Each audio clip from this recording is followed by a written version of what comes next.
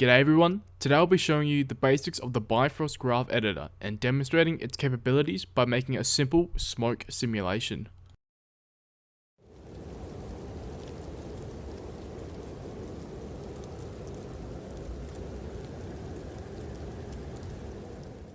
For those unaware, Bifrost is a plugin for Maya that allows you to create all sorts of unique simulations that can be played in your viewport. Bifrost uses a node system when defining a simulation, similar to Hypershade. This makes things easier to understand for beginners and keeps the layout fairly clean. Now to start things off, you're going to want to check to see if you have the Bifrost plugin installed. To do that, we'll want to go up top to Windows, select Settings and Preferences, and select Plugin Manager, and just search for Bifrost. Make sure that all three results are double ticked. Makes things a bit more convenient for you. Here's an example of what a smoke simulation might look like. This is just a regular simulation from the Bifrost browser.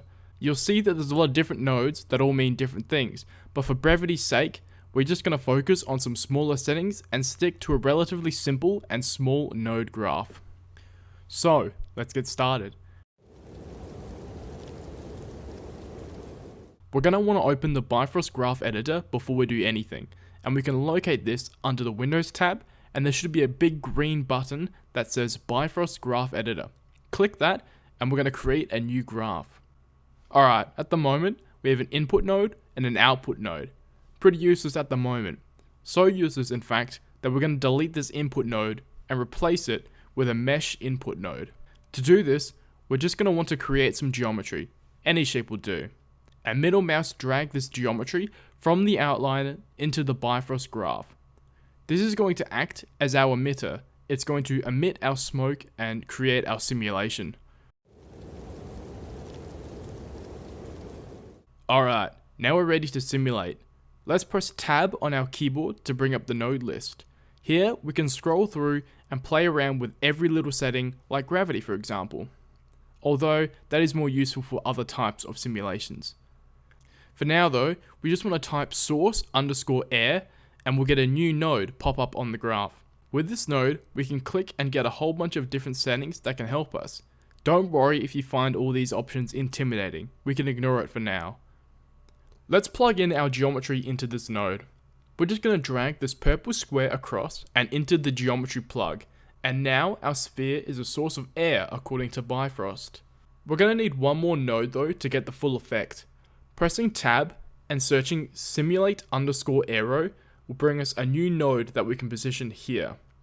Plugging in the air source into the sources plug and then plugging aero volume into our output completes the simulation. But it's all a bit boring. All that's happening is we're getting a mushroom cloud. We can do better. Let's give our smoke a mind of its own. Not literally. We're just going to create a path that the emitter can follow that'll seem as though we have some magic smoke, and create a motion path. We can do this by going to our modeling shelf, selecting curves and surfaces, and drawing a 2D outline for our path. When you finish your outline, press Q on the keyboard to bring back our original cursor. Here's what my path looks like. I've got a few twists and turns in it, but it's a bit flat at the moment. To change that, let's select our path, hold right click and hover over Control Vertex. Now we can position and adjust our path to make it more dynamic.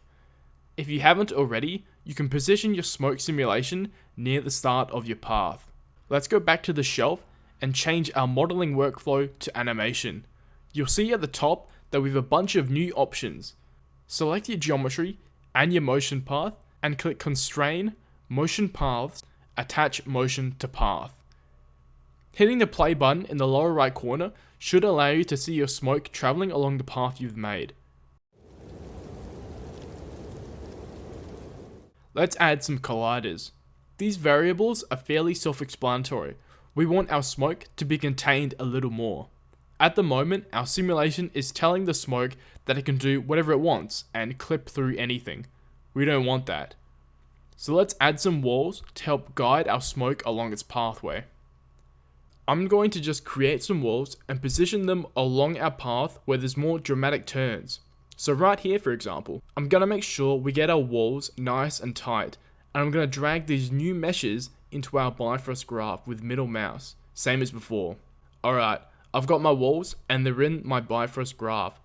I'm just going to drag their purple boxes into the colliders plug and play back my simulation. If we look at our walls now, we can see that there is a distinct point in which the smoke hits the wall and expands outwards slightly. Now from here, we can experiment with all sorts of different settings with our smoke, but unfortunately, we'd be here all day. I highly encourage you all to look into all the Bifrost settings by clicking the info tab whilst selecting a node. There's a lot of cool stuff you can do with Bifrost, and we've only scratched the surface. I wish you all luck with your Bifrost adventures, and I look forward to seeing what else you can come up with in the near future.